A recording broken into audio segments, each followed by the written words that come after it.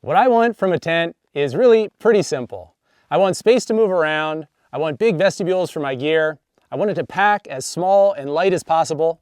If it starts raining, I want to stay dry, and I definitely do not want it to collapse on me in the middle of the night if the wind picks up. If you haven't checked in a while, there's some very expensive tents out there now. The expensive ones are made from a fabric called Dyneema.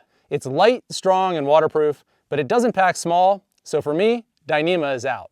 Another concept from backpacking that in my opinion doesn't really translate to moto is trekking pole tents. I bought one of these just to try it out. They cost less, they weigh less, but a lot of the savings comes from the fact that backpackers are already carrying trekking poles, so they don't need tent poles. For mine, I had to order tent poles separately to set it up. It packs tiny, but it takes a long time to set up. I think this kind of tent would really be better suited to the woods than the desert because with sand and rocks, you can't always find a good spot for stakes, and there's no trees to stop the wind. There's also no rainfly. This is a single wall tent, so you're going to deal with a lot of condensation. Condensation can drip from the top or roll down the inside of the walls, just like on the rainfly with a normal double-walled tent, except in a single wall, all that water lands inside.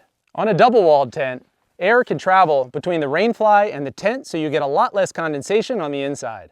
For moto camping, I typically go up one size level from what they advertise for backpacking.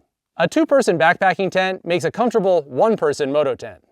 We carry a lot more gear than backpackers, and a two-person tent is actually not all that much bigger than a one-person tent when it's packed. On trips in the early spring or the late fall when it's cold, dark, and wet out, I might be in my tent for 12 hours or more. I'm only going to sleep for half that, so that's a lot of time hanging out in the tent. I got to be able to reach my gear, and I need space to cook. I'll also be changing, gearing up, and packing inside the tent, so having a little extra space makes a big difference. In the summer, a one-person tent is fine. It's warm out, it's dry, the days are long, so cooking and changing and gearing up, all that stuff happens outside. I think bikepacking tents are really the best. They're light, they're small, and the poles break down into shorter segments to pack. Two companies that make awesome bikepacking tents are Nemo and Big Agnes. Nemo's bikepacking tent is called the Dragonfly. It's got the edge on materials and large vestibules. Big Agnes makes the copper Spur, also a great tent. It weighs a little bit less, and you can tie up the door to your bike to use it as an awning.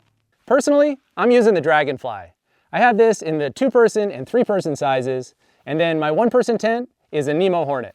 I like Nemo. I think they strike a good balance of tough, light, and comfortable. Plus, the owner Cam is a rider and a moto camper, and I think that's pretty cool.